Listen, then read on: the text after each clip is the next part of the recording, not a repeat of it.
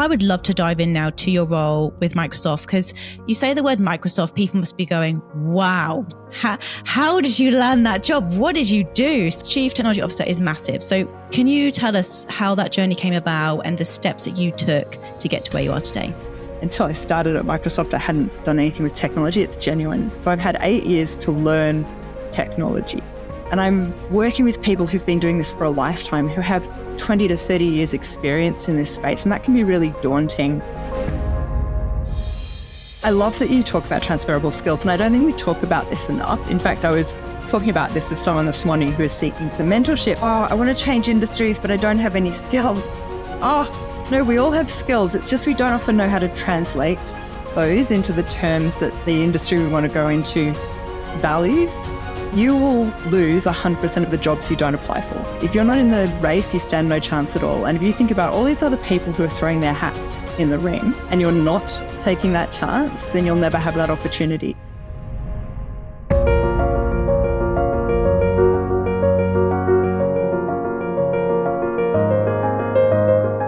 Sarah, welcome to the Career Confidence Podcast. I'm very excited to have you on. You've got quite the resume. You have been at Microsoft now for over 8 years, and you are the current CTO, Chief Technology Officer, across Australia and New Zealand.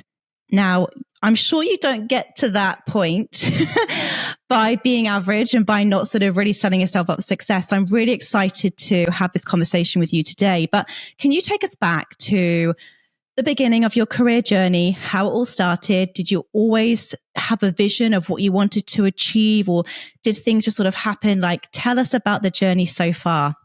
I'm excited to learn. Thank you. It's always very humbling having people introduce you. I always feel like the phrase career journey implies that I did have some kind of idea of the destination. And mine is probably more of a career meander. I think at times I've had complete clarity on what it is that I actually wanted to do, interspersed with periods where I have absolutely no idea and I've just gone with the flow. And so I actually joined the Army straight out of high school. I always wanted to fly helicopters, and I had this idealistic idea of what the Army did and this role they were playing in peacekeeping. So I thought I was going to be flying helicopters in the service of peacekeeping missions. But unfortunately, 4 years after I started, I shattered my ankle, and I was given this choice of a desk job or getting out. And once you've dreamed of flying, a desk seems like the worst thing in the world. And so, of course, I opted to get out and realized ever since all I've done is desk jobs. But I felt really lost for a while, and I didn't know what to do. I felt unqualified to do anything. And I ended up in a law firm, started off as a secretary. And then I sort of found my way to different roles across that law firm. And that's become a bit of my modus operandi. I think of it as land and expand. So I've changed industry 3 or 4 times now.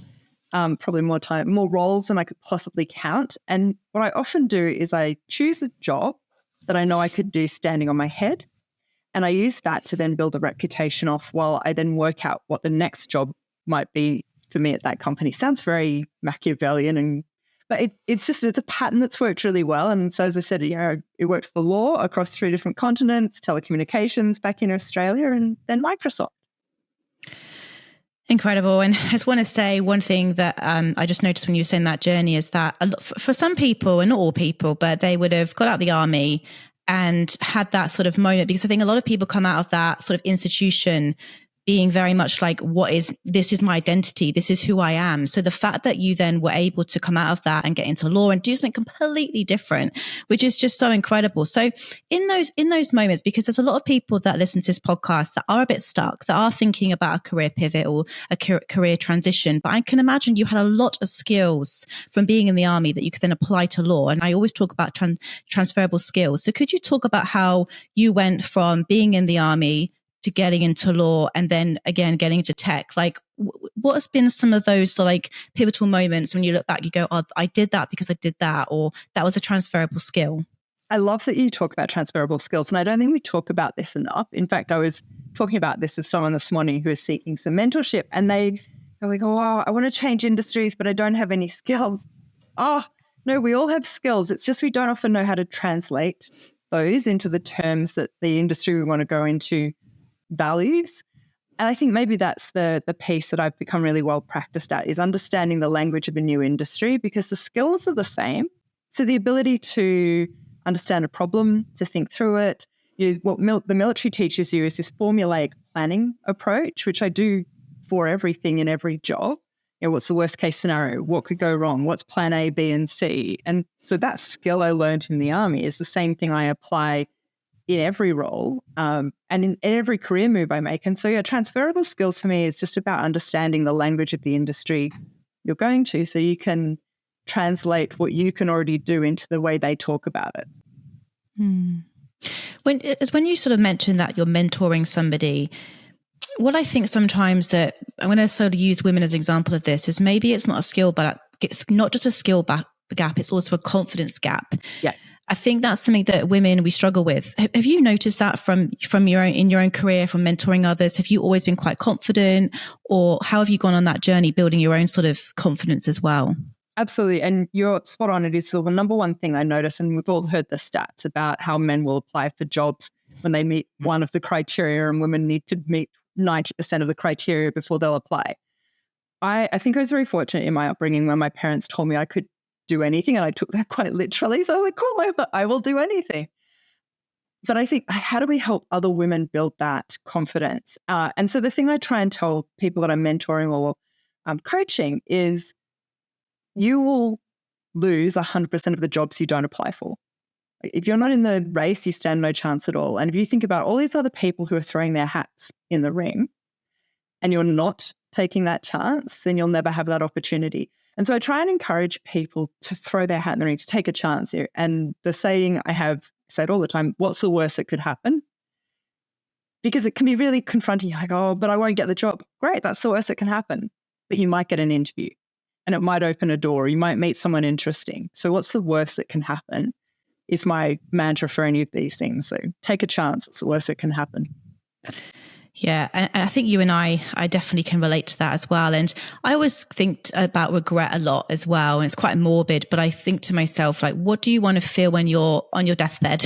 Which is quite an awful thing to think about. But I think death is our biggest teacher, and so many people are afraid of death, but actually I think it's here to push us and to make sure that we do live full lives. And I always think to myself, would I regret not doing this? And if the answer is yes, I do it.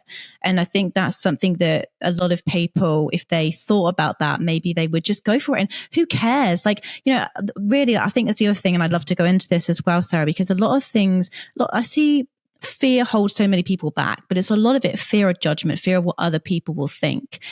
Have you, because again, it's like, you've, I'm sure as you transition careers, people said to you, oh, you've got it good. Why are you moving around? And you've obviously just had that trust in your ability. So how important is it to, I guess, overcome our fears and to keep pushing forward? It's my favorite thing because I feel like that's where you learn, like challenging ourselves and pushing ourselves to take a chance and do something uncomfortable. I was having a conversation with the previous Chief Technology Officer for Australia and New Zealand, and I said, I don't really want to do it. And he said, isn't that our job? Like, doing things we don't want to do, because that's where we learn and grow. And so it's a really powerful lesson, is how do you step into that fear? And again, it comes back to, I do work through, like, what's the worst that can happen? I fall off the stage during my public speaking. It'll be hilarious. I'll have a great story to tell. Worst case. Best case, I get to talk to a group of people. I get to share some information. I do it well. I do it badly. I learn something in the process. And the next time I do it better. And so I think it's just, how do you turn everything into that opportunity to learn, which then pivots from fear to learning? Like, how do you make everything a learning opportunity is my big thing.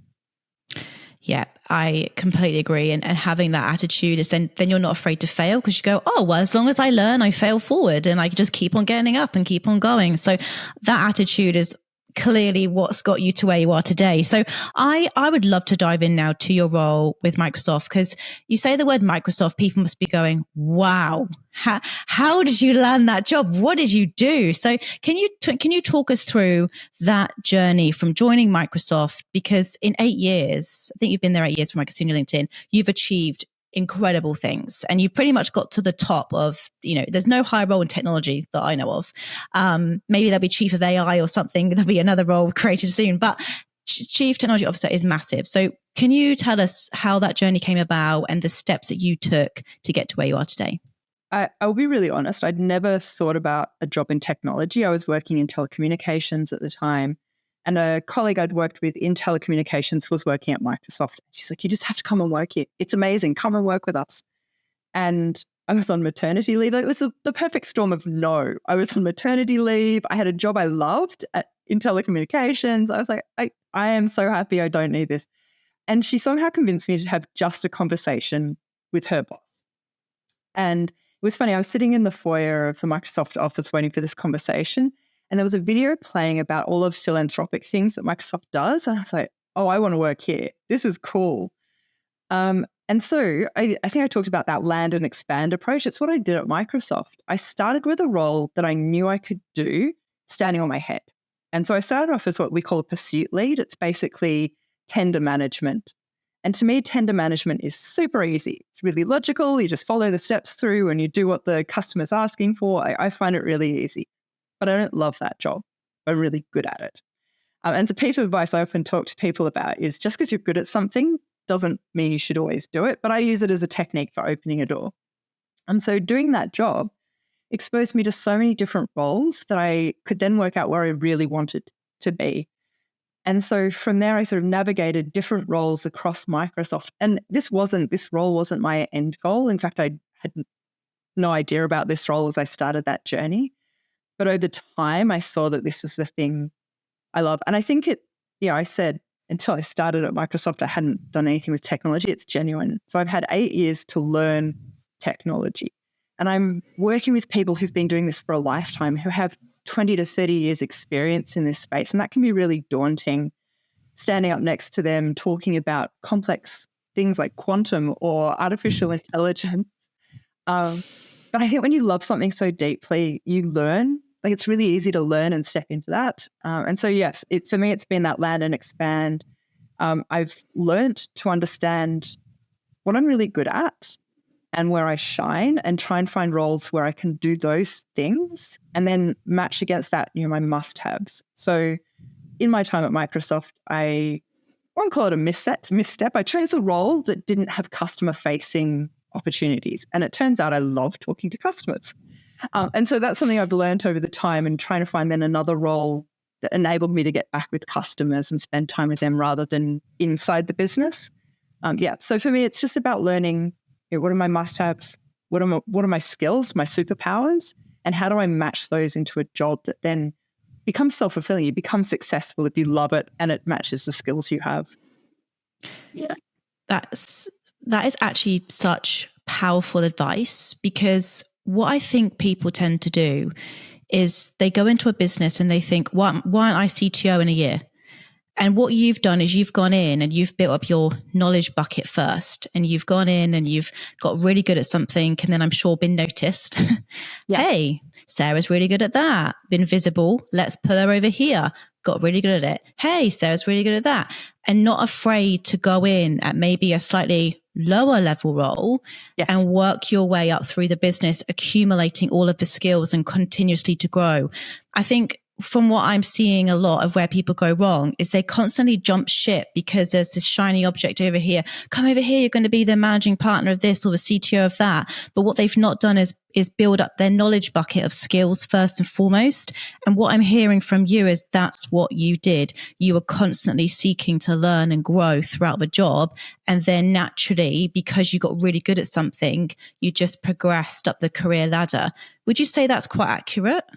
It is. And I love what you touched on there, because I think often we have in our heads what the next job should be. And often we're thinking it has to be up as opposed to what might be perceived as sideways. And I think often when you move sideways, maybe doing something similar or in a different team, we forget how much you learn in that moment. And so I like to think about what are the skills gaps or experience gaps that I have, because that's then how I map out what might come next.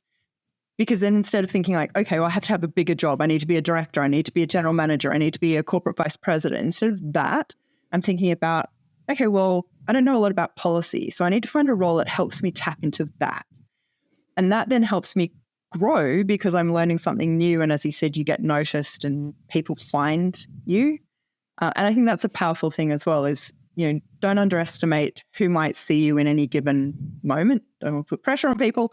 But the role before this one that I was doing at Microsoft was 100% because the manager of that team saw me in a session we were doing, and it wasn't a session of me talking about technology or anything like that. She just saw me and went, "Oh, I want that person in my team." And so, yeah, I think the taking opportunities, doing different things, and stepping outside of just the job you do. I think people get stuck in, this is my job and this is what I have to focus on. And I like to meet other people in the business. So how you expand your network. Again, this is so powerful. Everything you're saying is stuff that I find myself repeating over again. It's really refreshing having somebody say it who's actually walked the talk as well, who's done it and done it this way. Because you also said another word there, networking, and networking around the business and meeting people and getting known within the organization. But I love what you said as well, Sarah, about these sideways steps. What are my skill gaps? What else do I need to learn? How can that department, I need to learn more about process, or I'm going to go over there. It's like, we don't just have to just feel like we're constantly working our way up. Actually, sometimes we need a sidestep to then make a bigger jump towards the end. But taking on this CTO role now at Microsoft. So again, I'm just coming back to this because it's an incredible role. And so I'm sure there's a lot of people listening to this right now going, how did she do it? Like, well, how did that come about?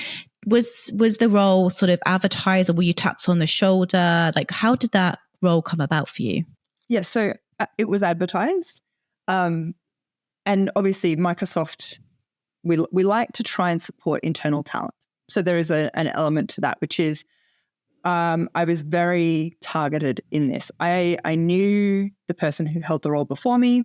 I knew the team that surrounded them, and I made sure that they knew who I was as well. Because I think it's really naive of us to think that a job comes up and we apply for it and we stand a chance when there are hundreds and hundreds of people applying for that. If the manager who owns that role doesn't know who you are, if the team around you, around that person, doesn't know who you are. So, coming back to that networking piece, it's a formula for me. I'm like, which job looks interesting? I like that job. All right, now I'm going to meet all the people around that role so that if that ever comes up, they will think of me. And I suppose in a way it's me buying my way into the interview process. It doesn't guarantee an interview. It doesn't guarantee that you'll get the job, but it means at least that the door is more open for you than perhaps someone who's coming in cold. And so that's what happened. The CTO role, I spent a lot of time working really closely with the previous person and made sure that everyone knew, including my existing manager, that was the role that I was looking at long term. I never expected it to be quite so soon. So let's be clear about that. So this was like a long-term plan. But I think that's the other thing, is that we always have these perfect plans, and nothing's ever perfect. There's never a good time. I talked about joining Microsoft when I had a 5-month-old and a job I love. Like, there's never a good time. So it's just making a plan, but being prepared for the fact that there's never a good time for these things. And sometimes you're just going to have to jump. And jump you did. So congratulations, because huge role and such a great brand. And like I said, your CV would be very impressive. But like, I'd love to know, because I always think this, I love to like look behind the doors, and I'd love to sort of like shadow people in these, big technology roles. But what does a typical day look like for you? Typical week? Are you do more management, more leadership? Like what are you sort of doing day to day? I think there's no such thing as typical in this job, which is I love it. Day and week is so different, which is, I think, part of, we talked about what do you love, what do you need? I am someone who gets bored really easily, and I don't do well with repetition. So this is the perfect role for me. And I spend my time probably spread across a couple of different activities. So a lot of what I do is public presentation. So whether that's conferences, podcasts, media sessions, something like that. So some portion of my week is dedicated to that. So this week I've got 2 conferences that I'm speaking at. I spend a lot of time with customers, and I love listening to their challenges. So it's not me talking at them. I like having a conversation with customers. And that's part of how I get across what's happening in industries, what trends are, what's happening in the market. Often they ask me to look into my crystal ball and tell them what comes next, which is always fun. So a lot of time spent with customers, and then I spend a lot of time learning, because I can't do those first 2 things if I'm not up to date with what's happening in the industry, or I haven't thought about all that information I'm getting in and what that means for the industry. And so, I do quite a bit of thought leadership, so preparing papers, content, whether that's for internal briefings or external briefings. And then, of course, there's a whole lot of technical troubleshooting, things that haven't gone quite right, customers that are stuck for whatever reason. At the moment, a lot of it is generative AI. And quite hearteningly, I think the thing they're challenged with is how do we do this responsibly? And so that's a lot of the work I'm doing at the moment is how do we help our customers step into this space in a responsible way? How do we help them unblock that? It's a very interesting period. And I do think that we're seeing more change. Well, I know we're seeing more change every single day than I've probably seen in my entire lifetime. It's just the pace is just quite insane. What advice? Okay, so again, you're sort of speaking on the topic of AI. I get so many mixed messages coming at me. Like some podcasts I listen to it's doom and gloom. This is the end of humanity as we know it. Other podcasts I listen to go, oh, this is the future. We need to embrace it. This is fantastic. Where do you sit with it all? Because there's a lot of people also listening to this podcast that are fearful of the future. They're fearful for their jobs. They're fearful of their children's jobs. What's your thoughts on AI? I am a deeply positive person in the first place. So I have to temper that with some negativity sometimes. But I can see the vast potential that AI offers us as a society if we can get it right. And I look at the way it enables people who've been marginalized from technology to fully participate. Like you think about chatbots are a really good example. We've all chatted with a chatbot, and if you don't get the question just right, you get no answers or bad answers, whereas generative AI understands your context. So if I can't spell or I don't know how to ask the question properly, it can interpret that in a way that chatbots couldn't. So it opens up services, opportunities, technology for people who couldn't participate previously. And I often talk about my son and his learning challenges, and I've seen what generative AI does for students who normally get left behind and how it helps them actually be part of that full learning experience again. And I've seen how it can diagnose things faster and enable deeply personalized treatment plans for people who are sick. So I can see that huge potential on side of things, but I can also see the potential for unattended consequences. And I often use the example of that we can all relate to, I think, is check-in at the airports. So they went from having a counter where people would help and do all the process for you, where it's now automated. And I travel a lot, and I see these people who don't have a smartphone, who may be traveling for the first time in a long time, who can't check in. And they're already in a really stressful moment because they're traveling. And now they can't actually access or participate or do the thing they needed to do. I think that's an unintended consequence of this automation that was brought in. And so if we think about AI, I think that's the thing we need to be conscious of is who do we marginalize if we bring this in? What are the unintended consequences of large-scale AI? But at the core of it, I think people often dramatize this. We talk about how the AI is going to kill us. It's going to take all our jobs. This is a story that we tell ourselves. But fundamentally, it's being created by humans, and that gives me heart because we are the ones who have it in our control to use it, to think about it, to introduce it. It's not some random automation happening off on the side, it's us.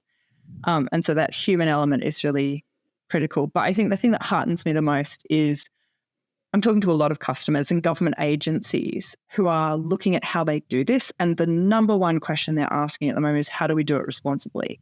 How do we build an AI framework so we are considering these unintended consequences? How are we mindful about its use? And so that gives me a lot of heart that people aren't just deploying it willy-nilly and hoping for the best. Yeah, absolutely. And look, I'm a really positive person as well. And I always have my cup full, not empty. But what you just said then about the airport, such a prime example, because I've had my mum out from the UK for the last couple of months and she's flying back to the UK soon and she wants everything printed off. And I'm like, Mum, everything's on your phone and your email. She's like, no, Georgina, I need it printed off. And I was just like, and it's just, as you said that, I thought of her because it's like, again, it's like she's so so young still. She's in her 60s, but already this technology, like you say, is advanced so much. And over the next 5-10 years, it's going to advance even more. And it's like making sure that we don't lose that generation, or they can't do the things that they do every day, or it becomes harder for them, not easier for them. Because even like I look at the younger generation now, they're so quick on their phones. And I think, God, at your age, I don't know what a phone was, and I also reflect back quite fondly, Sarah, on my own childhood. And I think this is where the blurred lines comes in, because on one hand, I know technology is going to be a big part in young people's future. On the other hand, I want to protect them as long as possible from social media platforms and things like that. So where do you sort of blend this between giving your children, the technology that is going to be part of their lives, but also trying to have some sort of boundaries with it as well? Yeah, it's such a great question. Of course, I battle this with my son, who growing up in this household full of technology is use it all the time. And I, like you, have that childhood where I remember climbing trees and building forts and things like that. And so how do you find that balance? I try and find the things where it is a genuine asset. So teaching him skills or understanding or enablement versus just using the tech because it's there. And so, you think about gaming. Gaming can teach you really important skills if it's the right kind of game that you're playing, versus just gaming because it's a mindless thing to do for a really long period of time. I must say I love gaming, so that's not a disclaimer. I can spend hours doing it. But for my son, I'm very, very strict. Like, he has very tight parameters when he's allowed to use technology and when he's not, because I want him to build the critical thinking that will ensure that he has a job into the future. And I think that's the thing we forget about is technology can be deployed across all of these things, but the two things that I see that make us human, that enable us to have these jobs into the future, are critical thinking. We've heard about how AI can hallucinate. Well, the solution to that is your ability to actually assess whether what it's saying is right or wrong. Like, your critical thinking is the thing that becomes important. And the second one is creativity. So I'm very big on, my poor son is made to draw and craft and do all those sort of things, because that creativity is critical to being able to think around problems. And so critical thinking and creativity for me are the two skills that I try and amplify alongside the use of technology. Yeah, I think it's just really important to find that balance. But again, I don't think it needs to be restricted. I think, like you said then, it's just like what's going to help your son evolve and grow and develop his skills versus, what's just a video game where it's just shooting people in the street. Like, we're not learning anything from that. And they're the ones that I think we need to be protected from. But going on to young people now, because this is something we would just touch upon before we jumped on. As I said, I'm very passionate about the younger generation coming up, especially when it comes to young girls and women, because technology in the past, I think, has been seen as an industry where, it's for boys in hoodies and basements. It's not for me.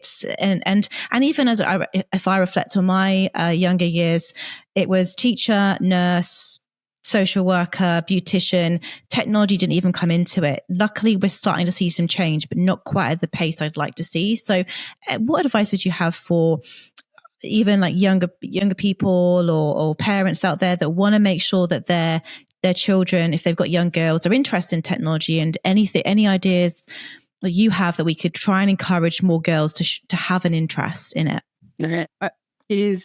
That's such a complex question, and I wish there was some silver bullet, because there are so many levels and layers to how we fundamentally shift things to get balance back into the industry. The thing I'm probably most focused on at the moment, because it's an easy one for us to do at scale, is trying to help people see the different roles available in the industry. Because you talked about the coders in their hoodies, and there is this perception that tech requires this software coding skill. And if you think about it, it's the first set of subjects we teach as part of degrees and tech courses. Even if you're never going to use it, you have to do these coding units at university as part of an IT degree. And so I think the industry is so vast, and that coding is just one small subset of it. And I would love for us to amplify just that variety of roles. And as you said, I think as children, we are so blinkered because we only see those really standard, easy to understand roles like lawyers and doctors and nurses and teachers and things that are really easy to define, versus these roles that are more complex or harder to put a pin in. Like, no kid goes out there and says, I want to be a bid manager when I grow up. That's not a thing. But it is. And that's the thing. Is I think this is a challenge, is that we don't share this breadth of craziness of roles out there across all industries. But for tech, that I think is the opportunity to really unlock it, that there is this perception it is deeply technical, coding only, versus all the skills that are needed in this space. Yeah, absolutely. And even your journey is so inspiring because you didn't come from a technical background. And this is why I do the podcast, because people think I've got to go to university, got to have a tech degree, got to do this, got to do that. And then I'm going to, be a great coder. Then I'll be a CTO. And that, if I'm honest, when I first got into technology recruitment, that's what I thought. I thought you have to have that technology background to really get ahead, and you're walking, talking proof of you don't. But what you do have, Sarah, is very clear communication skills, that problem solving attitude, that curiosity, adaptability, and you've naturally just sort of, I don't know, had this ability about you to sort of see problems, or just you look at things from this really good lens. And I think that so far in this podcast, there's going to be some real nuggets of gold that people go, okay, I'm starting to understand now how people try and get up to these big roles because they do these certain patterns. And I'm looking for patterns constantly. And there's just been a few things that you've said that have really stood out to me. So yeah, again, this is why I do this podcast, because not everyone's career journey is just following this linear path. It's a bit of a zigzag to get to where you've got to. It's really good. Definitely. Sorry, and you were talking about like how do you do this? And I can't believe I'm about to promote. I've been reading a book by Arnold Schwarzenegger. Oh my God, I love Arnie. Love him.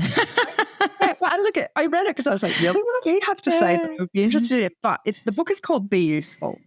And he actually talks about in that there will always be people who are smarter than you or more naturally talented, but there is nothing that will beat hard work. And that's the thing that I think, everyone's like, oh, what's the secret formula? How did you do it? I work hard. Yeah. I'm not naturally good at these things. I have to go and learn them. But I work hard. And that's the thing I think is really important, is we often forget these things don't happen naturally. You have to work for them. But I just love that piece in his book, which is, there will always be people who are better at these things than you are. But nothing will ever beat hard work. And that will always win out. I completely agree. And it's the same for every single industry. I've always been the most hardest working person in the room. And, even like when I used to work at the old recruitment company, they used to send around our call sheets at the end of each week. And I was always the one that made the most calls. And then naturally I was the one that was doing the most placements. And I was like, it's not, like you said, there's no quick fix. There's no it's pretty obvious, you do generally need to work hard. And okay, again, so this sort of leads me on really beautifully to something that I did want to touch upon. So you say work hard, but it's also working smart. And there's a lot of talk at the minute around quiet quitting and burnout and people feeling completely overwhelmed. So how do you, in your, you're traveling a lot, you've got a young child at home, how do you make sure that you're still making time for you, Sarah, to look after yourself and to keep yourself in balance, if there's a such thing in your own life? There is. And it's something I do really consciously, and I don't think we talk about it enough. So I love that we're talking about this because I probably didn't do it well for decades. And this is right. Okay. So this is a relatively new thing for me, being actually conscious about it and giving myself permission to say no to things. In fact, I was talking with my husband over the weekend. I said, I'm reaching capacity and this is the thing I want to say no to. And he was like, oh yeah, but look at the benefits of that. Maybe what else could you say no to instead? And so actually having active conversations about what I'm going to put to one side and being okay with that, knowing that it's not forever, knowing that it may be just for this period of time, and trying to find that the thing that will give me more capacity to do other things. The other thing I do really actively is I talk about the margins. Like, I'm always amazed by how much you can do with 15 minutes if you give yourself, like, I'm going to do this for just 15 minutes. And I often use that for my too hard basket. We've all got it, the things that you just don't want to do that you've put off for ages and ages. We recently moved house. That's why you can see piles of boxes behind me. And so building furniture has been in my too hard basket. And I was like, you know what? I'm just going to do 15 minutes a day to build a desk. And it was amazing how quickly the desk actually got built once I just was like, set yourself a thing and do just 15 minutes on it. So using margins, those moments between feeding the child and telling him to get dressed, I'm like, right, cool, I've got 15 minutes. What am I going to do with it? And so I find that really actually gives me more capacity because I'm using all that time consciously rather than sitting there going, oh, okay, cool. What shall I do next? No, focus. What is it? How do I use this much? How do I use these minutes? But I also draw lines around things. And I did this. I had a couple of teams at Microsoft where I would send out at the start of the year a note that says between 5 and 7, you can't call me. I will not answer the phone. I have drawn a line around that, and that is family time. And I like to work early, but I don't expect you to respond. I love getting up at 5 o'clock and just smashing through my email so I start the day completely clean. Like, these are my personal work parameters. And so setting those and being clear, whether it's with your team, your manager, in this case, it was a group I was managing, so they could then feel open to do that with me as well and tell me what their preference was. How do they want to be communicated with, and how do they want to run their lives so that I can support that? Those are the things that I do to try and create that balance for myself. That's fantastic, and I think that protecting that sort of family time is such, it's so important, because again, it's like comes down to our values and making sure that you don't want to get to the end of your life and going, God, look at everything I achieved in my career, but my son doesn't talk to me, and my marriage is not good. So these are the things that we need to prioritize. And I can imagine that you've got a lot of people coming at you every day wanting things. So just setting those boundaries and those hard no's, go between this hour and this hour, you cannot contact me, which also sort of makes me think about the current climate that we're living in, where there's this big debate between hybrid, back to office, and all of this going on right now. And look, I think hybrid is fantastic. I'm a big believer that if you give people the autonomy and the trust, they will get the job done. But on the flip side, there's another camp that say, well, we feel like productivity's dipped and, we're losing our culture.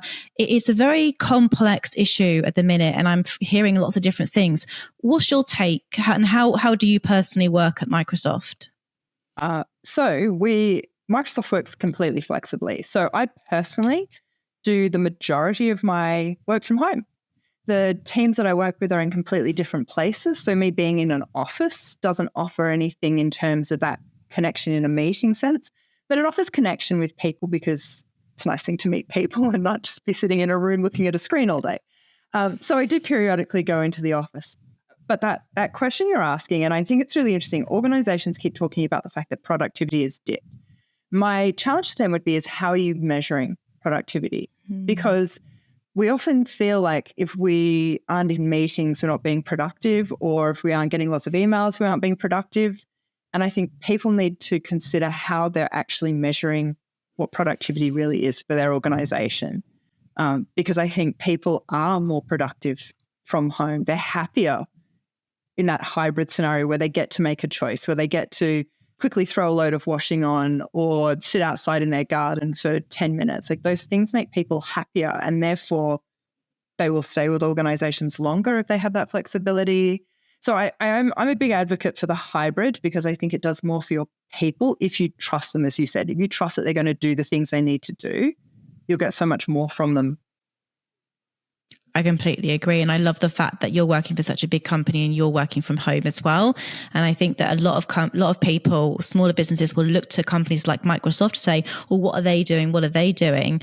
But it sounds like you've got a very forward thinking mentality around the ways of working, which is probably why after, so many years, decades, that Microsoft is still a leader in this space, in the technology space. And I always think that, I've said it before, success leaves clues. And there's reasons why these companies stand the test of time, is because they're the first to innovate, they look after their people, and there are, again, patterns in business as well. So you've been there 8 years now. What are some examples that you think Microsoft does do well as a company, as a brand, to set their people up for success and continue to innovate and continue to be a market leader in technology? I love your perspective on that, because it's so interesting when you look at Microsoft and its history. There is this period of time from the early 2000s to around 2014 when we probably weren't growing and innovating the way we are now. And we're a bit of an anomaly as far as tech goes. We've never really failed, but there's probably this period of time where we just weren't innovating like we wanted to be.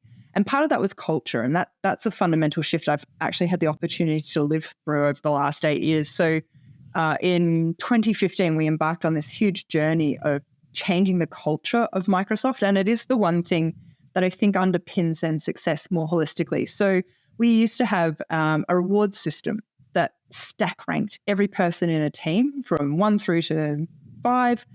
And people at the bottom, that was it. See you later. Thanks very much. It's the most terrible reward system because, of course, everyone is then out for the individual, for themselves, because I don't want to be the bottom of that stack. And so it created this culture of infighting constantly within teams, across teams. And so this culture shift we moved to changed how we reward people. And we have what we call 3 circles of impact. And so we now reward people based on how successful they are individually, 1 circle. 1 circle is how are they building on the ideas of others? So how are they reusing what somebody else has done rather than claiming greatness for reinventing the wheel? And then the 3rd circle is how are they helping other people be successful? And I love that it now looks at all, like, how are you helping other people and building on their ideas as well as how great you are as an individual? So those 3 circles are weighted evenly, and that's how we reward people. The second piece that I think Microsoft has done really well over the last sort of 8-9 years is a growth mindset.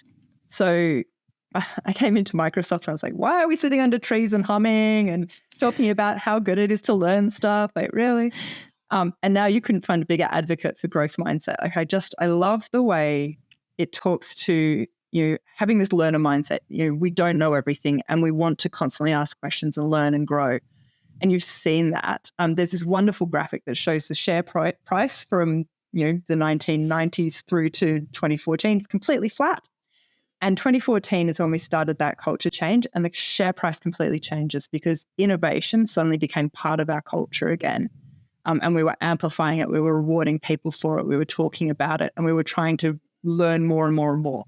And so I'm a big advocate for the impact culture change can have on innovation and success. And I think that's what you've seen in Microsoft in the time I've been with them.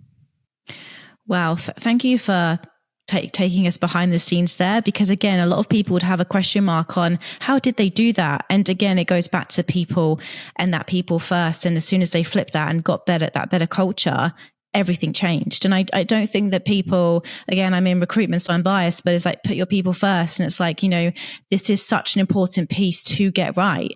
And I'm also a big believer of culture add versus culture fit as well. I think that when you're constantly hiring for people to fit in, you're not getting that diversity of thought. So again, diversity inclusion, huge talking point right now, but how, especially in your team as well, what do you look for when you're building out your team and the people around you? And how important is that diversity of thought when it comes to innovation?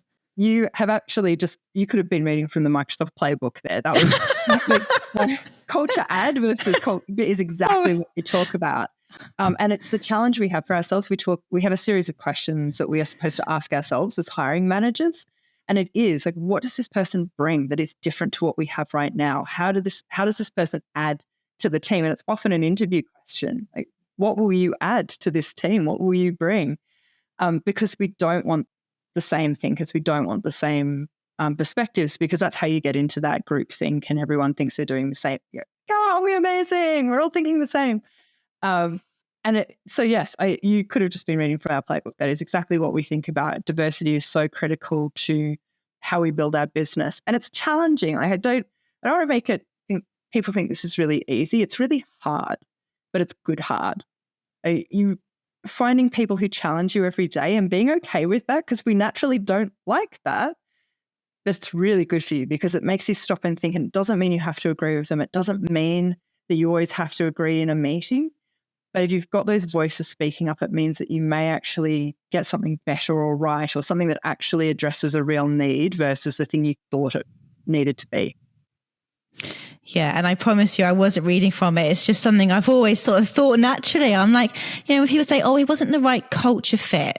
And I just go, well, why do you want people just to fit in? I've never really understood that. I've always asked, again, I think I'm quite curious by nature. I'm like, can you just explain what you mean by that? Because it's such a cop out when someone says he or she just wasn't the right culture fit. I'm like, I don't understand what you mean by that. Can you elaborate? And normally it's because we go for beers on a Friday. We're not sure how this person's going to, and it's like, come on, we need to change this sort of thoughts. And gratefully, it's changed a lot. I've been doing this for 10 years now. I think when I first started my recruitment career in tech, I think I could probably count on one hand the amount of females I placed and the amount of females I was placing into sort of leadership roles. So gratefully it's changed a lot. But look, there's no denying, Sarah, that you've had an incredible career. And there's a reason why I've called this podcast Career Confidence, because I do believe that is a very, very big, it's a good foundation that a lot of other things are built upon. So in your personal opinion, how important do you think that sort of confidence, that belief in yourself is?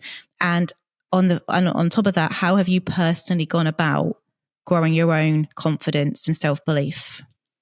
Yeah. Confidence is different for everyone. I think we often say you have to have confidence, and as if it's like a singular thing. To me, it's a spectrum, and you've got to find the place that you're comfortable with. I said before, the phrase I say a lot is, "What's the worst that could happen?" I have a really good imagination, so I can come up with some horrifying worst case scenarios for things. But I have found that making myself do those things that I don't want to do is the best way to build that confidence. Because if I step in and I do something that's a little bit hard, the next time I have to do a hard thing or an uncomfortable thing, I know I can do it because I've done it once before. I've done something similar, and it builds that resilience for me. And for me, that's confidence. And I go through all of those worst case scenarios. And if I've thought about them, then I'm like, okay, well, if it happens, I know what to do. Or it's not unexpected. I've worked through it. And so that's how I've built confidence. But it's hard and it's not perfect. I had a situation just recently which really knocked me around. And I've just had to tell myself to put my big girl pants on and just step into it. Yep, that situation sucked and totally got it wrong. But sitting around and licking my wounds isn't going to help me get better or grow from it. So I just have to step back into the space and do it again. So sometimes the worst thing can happen, and you just have to, as we said before, learn from it and just take that forward. Exactly. And because you'd already stacked up the evidence beforehand, you had that sort of baseline. But I'm also just thinking, if somebody had just stepped up to do something really challenging and felt like they'd failed straight away, any advice for that person that maybe has done what you've done but doesn't have necessarily the evidence to support them that, this is just a blip, this is just a one-off, and move on, it's happened now. Any advice for people that are trying to build up their confidence but just keep on getting knocked down? I think if it happens more than once, if the same thing keeps happening, I always stop and think about, why is that? Like, what's the root cause of that thing? And sometimes it can be really hard and confronting. You're like, maybe I'm not really good at public speaking. Maybe that's a thing I shouldn't do. Or maybe I need to go away and learn something else, or get exposure in a different scenario so I can build the skill to take it back to that other scenario. Talking to media is a really special skill because they make you feel like you're friends and you'll share things you shouldn't share. And so, how do you build that skill in a safe way so then you can take it to a place where you can then do it again? But if it's happened, if you've taken that chance and it didn't go to plan, you've got to look for the positives in it, which is you actually tried in the first place. And to me, that's all you can do is try, step up and try. Because how many people didn't step up and take that opportunity or step up and try that thing? And so I think you need to take confidence in the fact that you actually did it. Like that, sounds really naff, but to me that is so critical. Is how many people didn't, and you did. So own that and be okay with that. Like, I tried it and it actually didn't go to plan, but at least I tried it, and take that little piece of confidence out of that. 100%. One of the best books I read was a book by Brene Brown, Daring Greatly. And she talks about obviously being in the arena. And if you're not in the arena, then, I'm not going to listen to you. And I think anyone that's in the arena, we all cheerlead each other. And if I see somebody doing something, I am just like, yes, amazing. Because I know that what it's taken to get to that point and the confidence and everything else that you have to get there. But, if you're not in the arena, I'm not going to listen to your opinion because you're not doing it. I'm doing it. I'm here and I want the support of other people in the arena. But I think it's, again, that daring greatly, and we're not going to get it right the first time, but we're going to learn and we're going to experience it. And that's how we grow. And that's how we build confidence. I said it before. It's like putting ourselves in a comfortable position, having the courage to do it, confidence comes from that. So I loved that you just said that. That's fantastic. Sarah, I could talk to you all day, but I'm conscious that you are a very, very busy woman. You've got a pretty big role there. But look, what's next for you? Like, what would you like to achieve? I know, do you have any goals that you want to achieve in the next sort of like couple of years with Microsoft? Or are you just sort of like, just seeing what comes your way? This is such a great question. Yeah, it's such a great question because I have no idea. Which I think is a great thing. I have no problem not having an idea. And so for me at the moment, I'm thinking about what are my gaps? What are the things I'd love to learn? What experiences do I want to have in order to build towards something? And I don't know what that something might be. But for example, I spend a lot of time talking to boards. I'd like to be on some boards to help me be on the other side of it and build a bit of a skill in that. So for me, that's the kind of thing I'm looking at the moment of what are my gaps in experience or learning or knowledge that I need to fill, regardless of whatever might be the next thing, because I have no idea what that might be yet. I love that. Sarah, for those people that listen to this that want to connect with you, find out more about you, where can I send them?